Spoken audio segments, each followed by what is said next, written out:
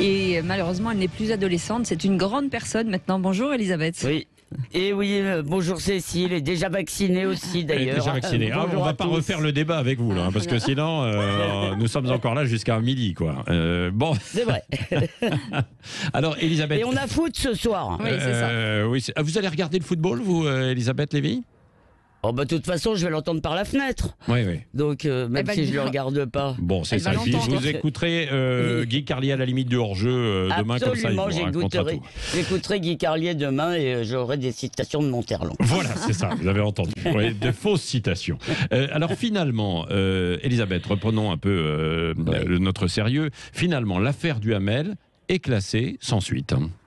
Oui, alors le motif a été exposé par le parquet de Paris dans son communiqué. Ces actes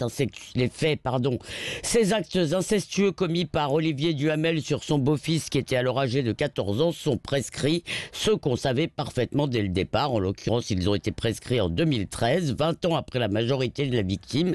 Celui-ci n'a porté plainte que l'an dernier, que cette année, après des semaines de tempête médiatique au sujet du livre de sa sœur. Bref, c'était plié d'avance, on le savait bien, et dans ces conditions, on peut se demander pourquoi ouvrir une enquête. Alors c'est une demande d'Éric Dupond-Moretti qu'on ouvre systématiquement une enquête en cas de révélation de crimes sexuels sur mineurs, même quand ils sont prescrits.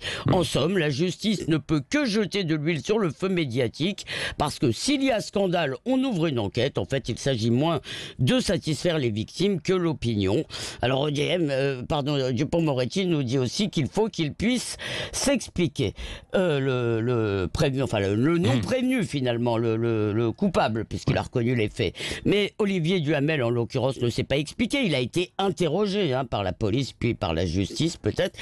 Et la seule façon de rendre la justice réellement, eh bien, ça aurait été un débat public et contradictoire, un procès, qui aurait d'ailleurs peut-être permis de découvrir que Duhamel avait eu des sentiments et des désirs certes coupables, criminels même, mais sincères. Bref, qu'il n'était pas un Marc Dutroux, mais peut-être quelque chose de fait, pas un monstre, un homme, mais un homme qui n'a pas su s'empêcher. Je ne dis pas ça pour l'excuser, bien sûr. Oui. En somme, la justice ne devrait rien faire et laisser alors ces actes impunis, si je vous suis là, Elisabeth. Écoutez, si la prescription existe, c'est bien parce que, et dans tous les pays, c'est bien parce que passé un certain délai, on ne peut plus bien juger. On ne peut pas rendre une bonne justice. Alors, le délai a été allongé. La victime peut aujourd'hui porter plainte jusqu'à ses 48 ans. C'est très bien, mais toutes les associations demandent qu'on supprime la prescription, de sorte qu'une victime pourrait par exemple poursuivre à l'âge de 60 ans un agresseur qui en aurait 90.